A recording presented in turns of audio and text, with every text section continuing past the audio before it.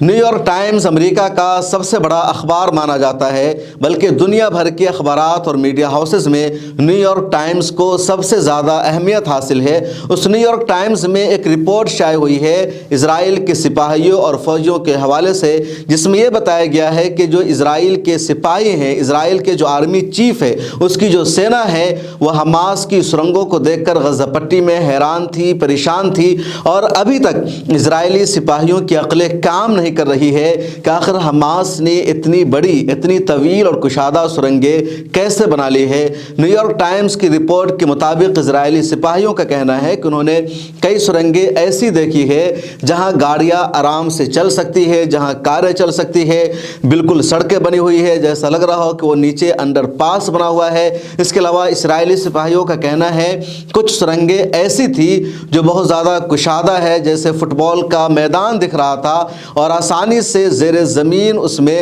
Fit بال کا مقابلہ کرایا جا سکتا تھا، فٹ بال کو کھیلا جا سکتا تھا۔ اس کے علاوہ کچھ سرنگیں ایسی دکھی ہیں غزہ پٹی میں زمین کے نیچے جو بالکل گھر کی طرح ہے، مکان کی طرح ہے، وہاں رہنے کا ٹھکانہ بنایا گیا ہے۔ نیو یارک ٹائمز نے اسرائیلی فوج کے حوالے سے اپنی رپورٹ میں یہ دعویٰ کیا ہے کہ حماس کی جو سرنگیں غزہ پٹی میں بنی ہوئی ہے وہ 400 کلومیٹر سے زیادہ فاصلہ پر مشتمل ہے۔ اس میں کچھ گھر نما سرنگ ہے، کچھ سڑکیں نما سرنگ ہے، کچھ فوج کے لیے ہے۔ اسرائیلی فوج کا یہ بھی دعویٰ ہے کہ یہ سرنگیں دو طرح کی ہے۔ ایک سرنگ وہ ہے جو بہت زیادہ آرام دہ ہے، جہاں گھر جیسی صورتحال ہے، جہاں سڑکیں بنی ہوئی ہے، جس کو رہنے کے لیے استعمال کیا جاتا ہے، اور ان سرنگوں کا استعمال حماس کے سیاسی رہنما کرتے ہیں۔ دوسری سرنگیں وہ ہیں جو زیادہ کشادہ نہیں ہے، زیادہ طویل نہیں ہے، ان کو ہتھیار رکھنے کے لیے استعمال کیا جاتا ہے، اور ان سرنگوں میں زیادہ تر القسام بریگیڈ کے ارکان رہتے ہیں۔ یہ بات آپ اچھی طرح جانتے ہیں کہ حماس کا دو ونگ ہے،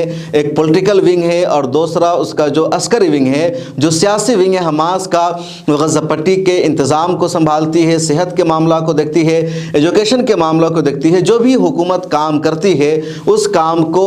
حماس کی سیاسی ونگ دیکھتی ہے۔ اور جو اسرائیل کے ساتھ جنگ لڑنے کا معاملہ ہے، جو جہاد کا معاملہ ہے، جو مسجد اقصی کی آزادی کا معاملہ ہے، اس پورے کو دیکھنے کے لیے الگ سے ایک مستقل ونگ ہے جس کو القسام بریگیڈ کہا جاتا ہے۔ دیکھا جائے تو دونوں ونگ کی الگ الگ مقبولیت ہے۔ غزہ پٹی کے باہر کی جو دنیا ہے اس کے نظر میں حماس کا سیاسی ونگ زیادہ مقبول ہے، عسکری ونگ زیادہ مقبول نہیں ہے، لیکن جو غزہ پٹی کی عوام ہے، جو غزہ پٹی کے شہری ہیں، جو فلسطینی ہیں، ان کی نظر میں القسام بریگیڈ کی مقبولیت پولیٹیکل ونگ سے 12% زیادہ ہے، تو یہ ان کی اپنی خوبی ہے۔ اب اسرائیلی سپاہیوں کا یہ کہنا ہے کہ سرنگیں الگ الگ انداز کی بنی ہوئی ہے۔ رپورٹ میں یہ بھی کہا گیا کہ اسرائیلی سپاہیوں نے جب حماس کے ایک رہنما کے گھر پر حملہ کیا، اس کو اپنے گھیرے میں لے لیا، تو اس گھر میں ایک سیڑھی ملی جو نیچے کو جا رہی تھی، اور وہ سیڑھی 7 میٹر نیچے جا رہی تھی، اور جب اس سیڑھی کے نیچے وہ فوجی گیا تو اسے بہت زیادہ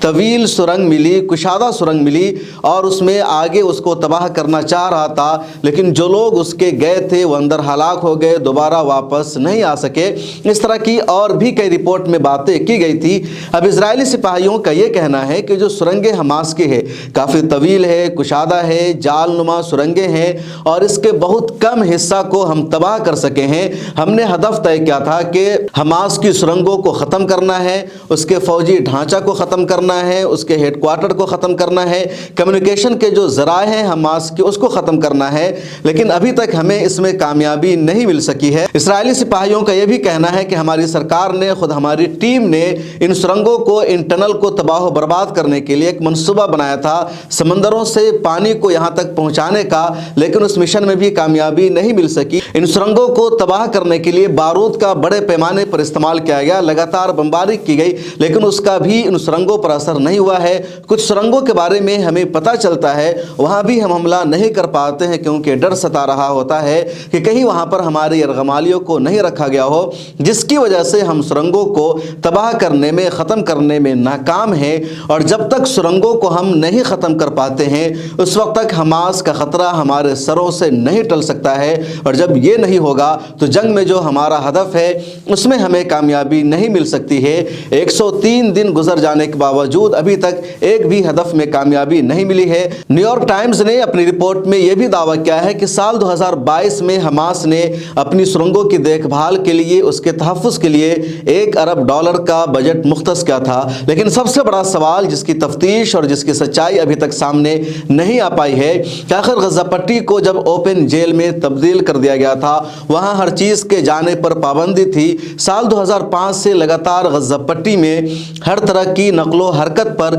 इसराइल की नज़र है, उसकी सरहदें सील है। फिर कैसे हमास ने इतनी पुख्ता सुरंगें बना रखी है, इस तरह के टनल उन्होंने बना रखे हैं और अल-क़साम ब्रिगेड के अलग, अपने रहनुमाओं के लिए अलग, और उसका अच्छी तरह इस्तेमाल किया जा रहा है। और इन्हीं सुरंगों की वजह से इजरायली सेना को ज़र्रा बराबर ग्राउंड ऑपरेशन में कोई कामयाबी नहीं मिल रही है। पिछले दिनों भी एक वीडियो में मैंने बताया था इन सुरंगों के हवाले से, जो कि रिपोर्ट में दावा किया गया था कि हमास की जो गज़ा पट्टी में सुरंगें हैं उसके 3 लेयर है। पहला लेयर वो है जहाँ पर हथियार को रखा जाता है, उस सुरंग का कोई इस्तेमाल करता है तो उसका शिकार हो जाता है, उसकी हलाकत होती है। दूसरा लेयर वो है जहाँ आने जाने के लिए है। तीसरा लेयर है वो है जहाँ लोग ठहर सकते हैं, आसानी से रह सकते हैं, जहाँ हथियारों के ज़ख़ीरे किए जाते हैं और जिसका इस्तेमाल फ़ौजी हेडक्वार्टर के लिए किया जाता है, फ़ौजी ढांचा के लिए किया जाता है। तो इस तरह 3 लेयर में है। अगर कोई एक लेयर को तबाह भी कर देता है तो दूसरे लेयर को उसके लिए ख़राब करना बहुत मुश्किल हो जाता है।